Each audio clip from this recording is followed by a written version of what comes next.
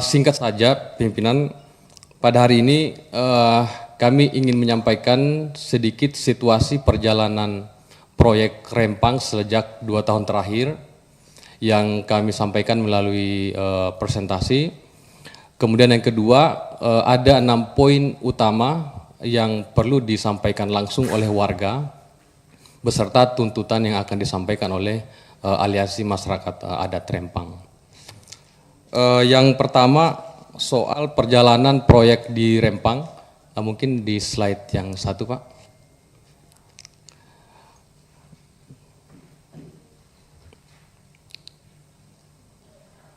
Oke, langsung saja.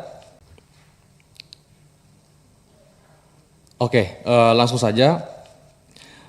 Proyek Rempang ini itu sejak 2 tahun lalu kami mencatat dari Solidaritas Nasional untuk Rempang itu telah terjadi 6 kali peristiwa kekerasan. Jadi kami sebut berdasarkan hasil investigasi dan temuan kami, Rempang ini adalah praktek investasi yang dijalankan dengan kekerasan dan mengabaikan masyarakat yang ada di Rempang. Jadi sejak 7 September 2023 itu ditandai dengan peristiwa serangan terhadap kampung-kampung di Rempang yang itu menelan korban kurang lebih ratusan orang. Itu korban kekerasan sampai korban kriminalisasi ya, ada sendiri yang bersangkutan di sini. Hingga peristiwa 17 Desember 2024, itu serangan yang dilakukan oleh karyawan PT MEK, pihak perusahaan yang kami sebut ini aksi premanisme, yang juga mengakibatkan korban luka-luka masuk rumah sakit sampai korban mengalami kekerasan dan kriminalisasi. Nah, dari temuan-temuan lapangan kami menemukan beberapa catatan ya. Yang pertama, ada upaya-upaya pemaksaan yang dilakukan oleh BP Batam dan camat dan lurah kepada warga untuk dilakukan pengosongan terhadap tanah-tanah di Rempang.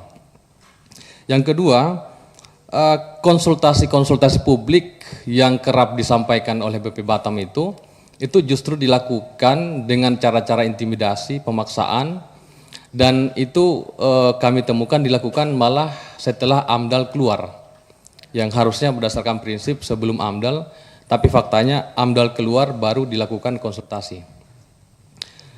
Kemudian ada patroli-patroli yang dilakukan oleh pihak-pihak non-aparat ya, yang kami temukan diduga ini adalah karyawan PT MEK ya, perusahaan yang juga terlibat dalam proyek Rempang Eco City, yang patroli ini tindakan-tindakannya itu melakukan pengerusakan, merusak baliho masyarakat, melakukan pembakaran gardu listrik, sampai pada penyerangan posko-posko masyarakat Rempang dan penyerangan kampung.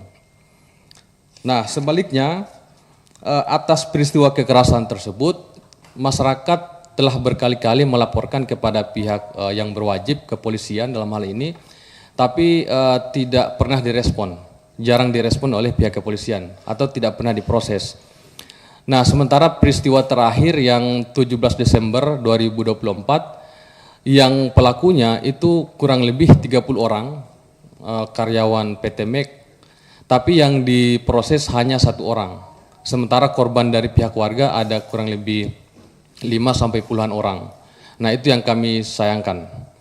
Nah, itu teman-teman kami pimpinan. Selanjutnya yang 6 poin ini mungkin bisa disampaikan langsung oleh warga ya.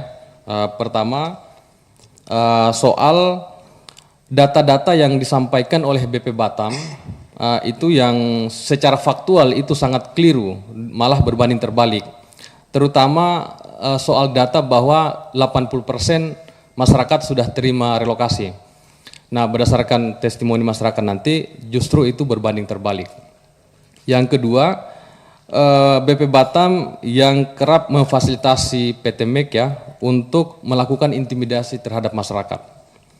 Poin yang ketiga, Rempang secara kronologi itu bukanlah tanah kosong.